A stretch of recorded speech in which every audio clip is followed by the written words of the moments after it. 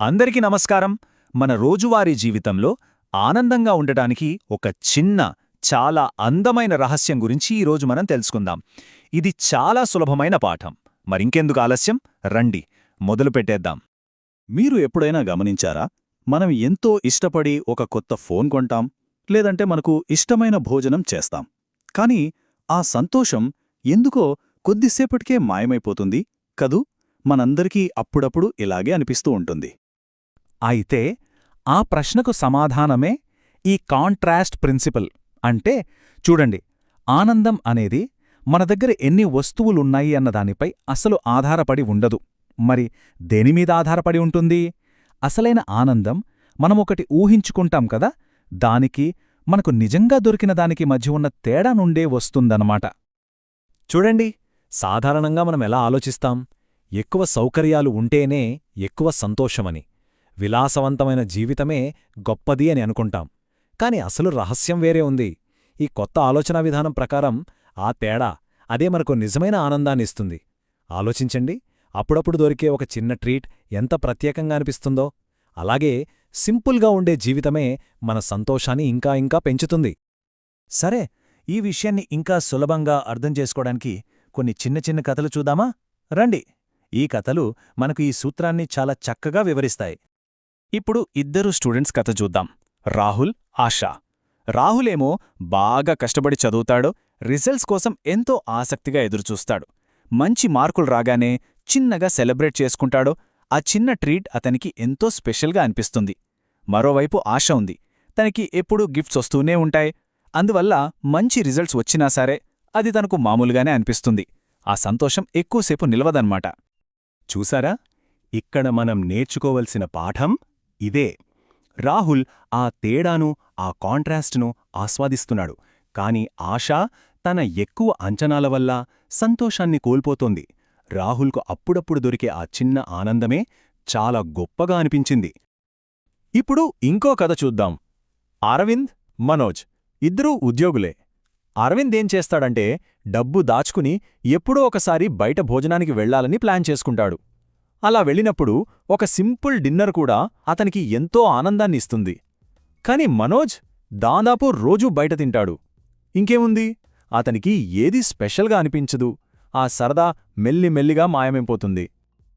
చూశారా తేడా ఏంటో? అరవింద్ తన అరుదైన ట్రీట్ను ఎంజాయ్ చేస్తున్నాడు, కాని మనోజ్కు అదే విషయం రోజూ చేసే పనిలా మారిపోయింది. దాంతో అందులోని ఆనందాన్ని పూర్తిగా కోల్పోయాడు. ఇప్పుడు ఈ కథను ఒక్కసారి ఊహించుకోండి. మైకేల్ మే అనే ఒక వ్యక్తి పుట్టుకతోనే అంధుడు. తన జీవితంలో అతను ఏ రోజు ఏమీ చూడలేదు. అతనికి 46 ఏళ్ల వయసులో ఒక సర్జరీ వల్ల మొదటిసారిగా చూపు వచ్చింది. ఒకసారి ఊహించుకోండి, మొదటిసారి కళ్ళు తెరిచిన ఆ క్షణం అతనికి ఎలా అనిపించుంటుందో. మరి అతను నిజంగా చూసిన మొదటి వస్తువు ఏంటో తెలుసా? హాస్పిటల్లో నేలమీద పరిచి ఉన్న ఒక మామూలు కార్పెట్. మనకు చాలా మామూలుగా కనిపించే ఆ కార్పెట్ అతనికి మాత్రం ఒక అద్భుతంలా కనిపించింది. దాని రంగులు, ఆకారాలు అన్నీ మ్యాజిక్లాగా అనిపించాయి. ఎందుకంటే అతని జీవితంలో అంతకుముందు ఏమీ లేదు, ఏమీ చూడలేదు. ఆ కాంట్రాస్ట్ చాలా శక్తివంతమైనది. మనందరి జీవితంలో జరిగిన ఒక తీపి జ్ఞాపకాన్ని గుర్తు చేసుకుందామా? మనకు మొదటి జీతం వచ్చినప్పుడు ఎంత సంతోషంగా ఉంటుందో. ఆ డబ్బుతో కొనుక్కున్న ఒక చిన్న చాక్లెట్ కూడా ప్రపంచంలోనే అతి పెద్ద సంతోషాన్నిచ్చినట్టు అనిపిస్తుంది కదా? అంటే అత్యంత బలమైన ఆనందం ఏమీ లేని స్థితి నుండి ఏదో ఒకటి ఉన్న స్థితికి మారినప్పుడే వస్తుంది. అదే కాంట్రాస్ట్ యొక్క మ్యాజిక్. సరే, ఇప్పుడు ఒక్క క్షణం ప్రశాంతంగా ఆలోచిద్దామా? మన జీవితంలోని చిన్న చిన్న విషయాలను కూడా ఇంకా ఎక్కువగా ఆస్వాదించడం నిజంగా సాధ్యమేనా? ఏమో, మనం కొన్నిసార్లు మన అంచనాలని మరీ ఎక్కువగా పెట్టేసుకుంటున్నామా? దానివల్లే మామూలు విషయాలు కూడా స్పెషల్గా అనిపించడం లేదా?